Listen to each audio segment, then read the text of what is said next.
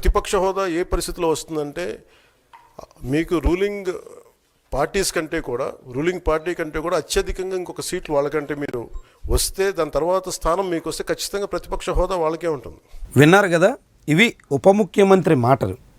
Janasena party అధినేత Andhra Pradesh assembly media పాయింట్లో చేసిన కామెంట్స్.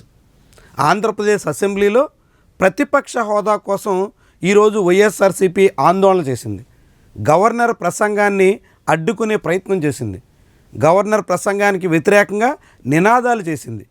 పోడియాన్ని చుట్టుముట్టే ప్రయత్నం చేసింది. ఆ తర్వాత గవర్నర్ ఖాతరు చేయకపోవడంతో సభ నుంచి వాకౌట్ చేసింది. దీని మీద ఉప ముఖ్యమంత్రిగా పవన్ కళ్యాణ్ స్పందించారు. అసెంబ్లీ మీడియా పాయింట్లో మాట్లాడారు. ఆ సందర్భంలో ఆయన విపక్ష నేత హోదా మీకు వచ్చే 5 ఏళ్ల పాటు ఉండదు అంటూ తేల్చేశారు. అంతవరకు బాగానే ఉంది. ఎందుకంటే సభలో నిర్దిష్ట ప్రమాణాల ప్రకారంగా ఎమ్మెల్యేల సంఖ్య లేకపోతే విపక్ష నేత హోదా రాదు అన్నది ఇప్పటివరకు అధికార పార్టీ వాదన. ఆ వాదనని వినిపించడం వరకు పవన్ కళ్యాణ్ మీద అభ్యంతరం లేదు. కానీ ఆయన ఒక అడుగు ముందుకేసి మాట తడబడ్డారా లేకుంటే ఆయనకు అవగాహన లేక అలాంటి వ్యాఖ్య చేశారో తెలియదు, కానీ సభలో రూలింగ్ పార్టీ కన్నా ఒక్క సీటైనా ఎక్కువ ఉండాల్సిందే విపక్ష నేత హోదా కావాలంటే అన్నట్టుగా ఆయన మాట్లాడారు. ఇది చాలా హాస్యాస్పదంగా ఉంది. రూలింగ్ పార్టీ కన్నా ఒక సీట్ ఎక్కువ ఉంటే విపక్షంలో ఉండాల్సిన పని ఎందుకు ఉంటుంది? వాళ్ళే రూలింగ్ పార్టీలోకి వెళ్తారు.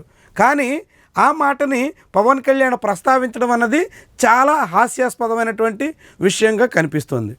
అదే సమయంలో ఆయన మీకు ప్రతిపక్ష నేత హోదా కావాలంటే గో టు జర్మనీ అన్నట్టుగా చేసినటువంటి కామెంట్స్ కూడా మరింత ఆసక్తికరంగా కనిపిస్తున్నాయి. ఆంధ్రప్రదేశ్ అసెంబ్లీకి పోటీ చేసి 11 మంది ఎమ్మెల్యేలు గెలిచి దాదాపుగా 39% పైబడినటువంటి ఓట్లు దక్కించుకున్నటువంటి పార్టీకి విపక్ష హోదా కావాలని డిమాండ్ చేస్తుంటే దాని మీద జర్మనీ పొండి అన్నట్టుగా పవన్ కళ్యాణ్ చేసినటువంటి వ్యాఖ్యలు విస్మయకరంగా కనిపిస్తున్నాయి. ఈ విషయం మీద ఇప్పటికే వైఎస్ఆర్సీపీ ఆంధ్రప్రదేశ్ అసెంబ్లీలోనే కాదు, ఏకంగా ఏపీ హైకోర్టులో కూడా పిటిషన్లు వేసి న్యాయపరమైనటువంటి పోరాటం కూడా చేస్తుంది. ఆ పిటిషన్కి కౌంటర్ వేయండి అంటూ ఏపీ అసెంబ్లీ స్పీకర్ని హైకోర్టు కోరింది. కానీ ఇప్పటి వరకు ఏపీ అసెంబ్లీ తరపున స్పందించినటువంటి దాఖలాలు లేవు. మరి ఎట్లా స్పందిస్తారు, ఏ రీతిలో హైకోర్టు దాన్ని స్వీకరిస్తుంది, ఏ రకంగా రెస్పాండ్ అవుతుంది అన్నది చూడాల్సి ఉంది.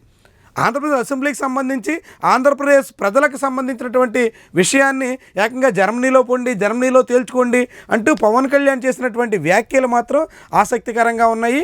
అయితే విపక్ష హోదా కోసం రూలింగ్ పార్టీ కన్నా ఒక్క సీటు ఎక్కువ రావాలన్నట్టుగా పవన్ కళ్యాణ్ చెప్పడం మాత్రం ఆశ్చర్యంగాను అత్యంత అవగాహనలేంతో కూడుకున్నటువంటి వ్యవహారంగాను కనిపిస్తోంది.